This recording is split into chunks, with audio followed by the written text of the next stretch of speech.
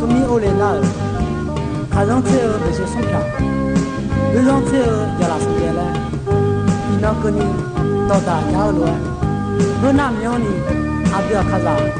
chỉ có lúa béo này dùng trả ra để mà à khá là mà lẽ từ nơi ho nè cho na à từ chữ lễ à khá là ô tê cho người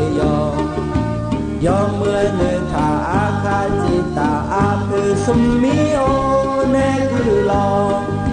à từ dư nhí mẹ nung cho thì có lô ai lẽ che mà lấy à khá ra lao yo khó lao à khá ra yo khó lao à khá cho nhớ la sa mà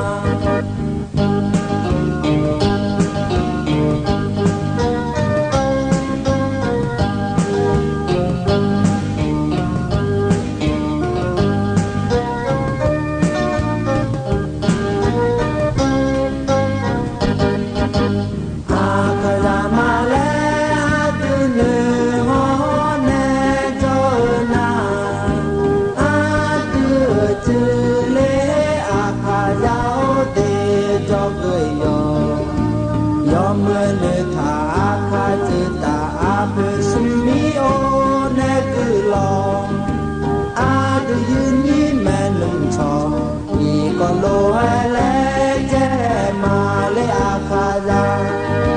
lao yo khó lao à khá ra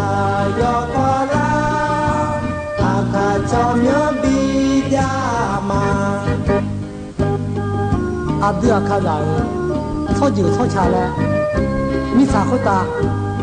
mà bia ra gì bi ra mồ na à đưa à khá gì yo à nào do người đi